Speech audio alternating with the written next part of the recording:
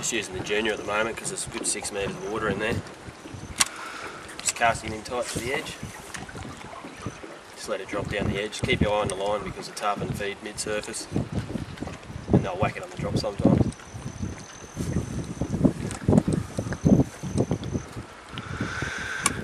Let's just hit bottom now.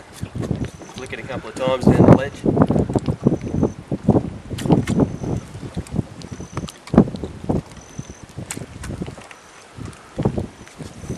Cast your prawn star right in tight to the drop off and let it sink down the face on a fairly slack but controlled line.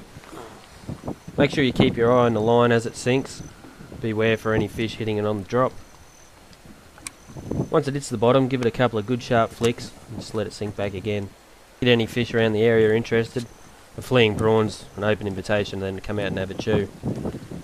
Just let it sink back to the bottom again and work it all the way back to the boat. Don't be scared to mix the retrieves of the prawn star up. If one thing's not working, try something different. Let it sink a little bit further, flick it a bit harder. Even remove one of the leads to let it sink a little bit slower, a little bit more naturally.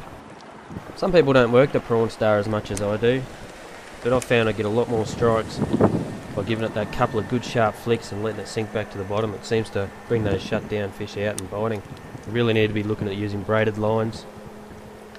A stiff rod also helps. Just that couple of short crisp flicks, mainly using the wrist and just letting it sink back down again. So once we've given the bottom a good work over, we'll start fishing the middle to the top layer where the tarpon and trevally prefer to feed. Just cast the prawn star right in tight again, let it sink for a foot, give it a few flicks, just try different depths, just glide the prawn star, give it a couple of flicks and hang on, be ready. You get a hit?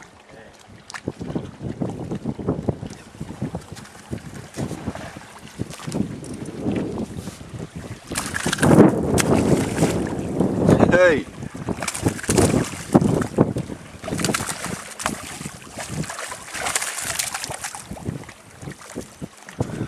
Good hook up, didn't throw those hooks. He's well hooked on that middle hook. That's the bonus of the removable hook. Get him back in. To get the right flick in the prawn, we use a nice stiff graphite rod. This is the live fibre range. They make a good range, 4, 6, 8 kilo rods.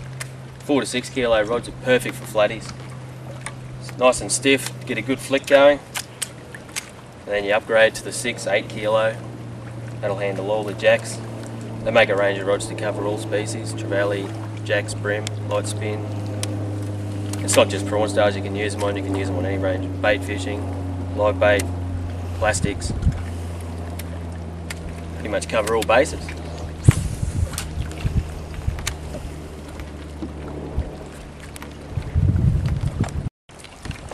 We were just jigging out in the deep water. We've come across a really good snag and things are starting to heat up. We're in the middle of September, the water temperature's nice and high. The jacks are coming on the chew, so we found a good snag down here. It's only sitting in about 6 to 8 feet of water, but it just looks primed. Because we're fishing a bit shallow, we'll take one of the leads out. We'll remove that front lead and that'll help the prawn sink a lot slower, more natural, only 6 feet down. Beautiful. Alright, we've just pulled up at this snag for the jacks. It's got jacks written all over it. It's a nice steep bank. It's probably about 8 feet right in the bottom. It's probably got a little hole underneath it. What we're going to do, remove the lead. Just going to cast it in nice and close. And we're going to let the current just roll the lure down in deep into the snag. Once it hits the bottom, we'll just give it a couple of little flicks.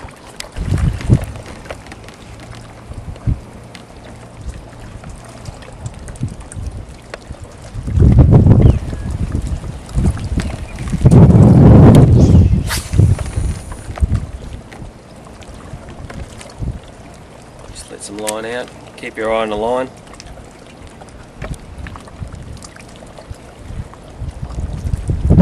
Let's just hit the bottom there.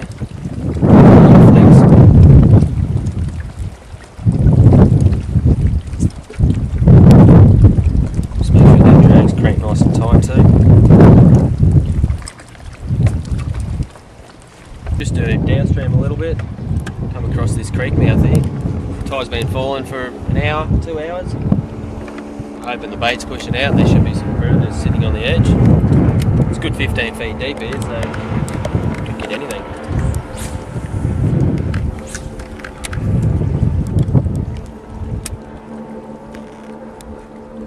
If there's fish feeding in an area like this, they'll probably be pretty active, so don't be afraid to give it a good couple of flicks, but make sure you let it sink back to the bottom. As it falls off the drop off, you might have to let a little bit of line out. And when it hits again, 2 more flicks. Mix it up, give it a few flicks.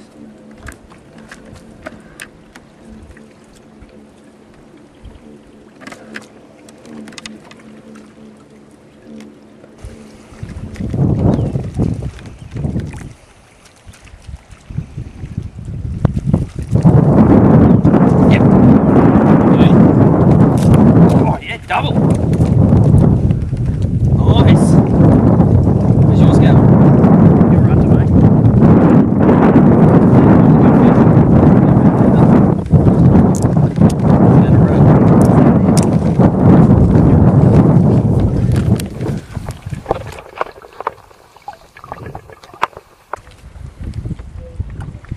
More active.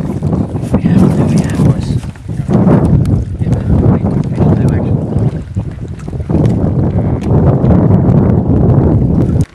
Here he comes.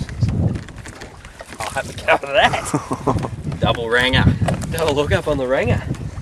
Good fish too. Double hook up on the ranga. That's in 20 feet. We've got him in 2 feet, 6 feet. Doesn't seem to matter what depth.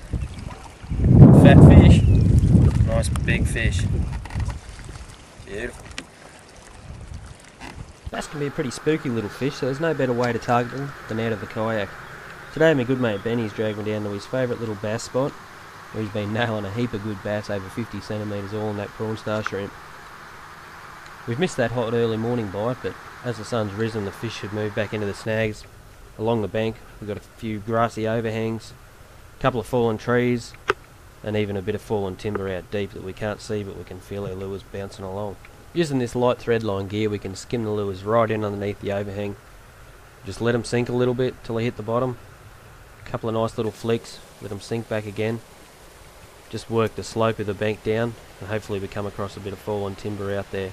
That's all it takes to hold a bass.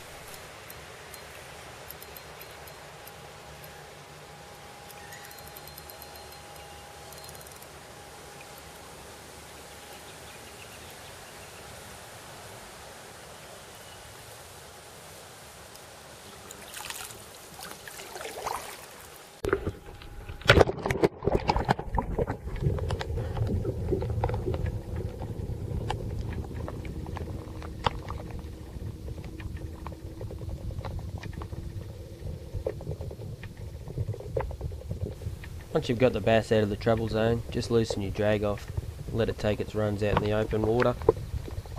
Just slowly move it towards the kayak. Once you've got it under control next to the yak, just slide your thumb into its lower jaw, support its belly when you lift it up, hold it up for a couple of nice picks if you like, and then get it back into the water as quick as you can.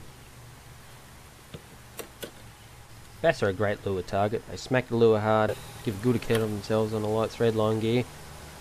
So we choose to release all of our fish. They just tend to hang around the same area in little creeks like this, especially the same snags. Hopefully we can come back and catch them next week or next month, maybe in 5 to 10 years.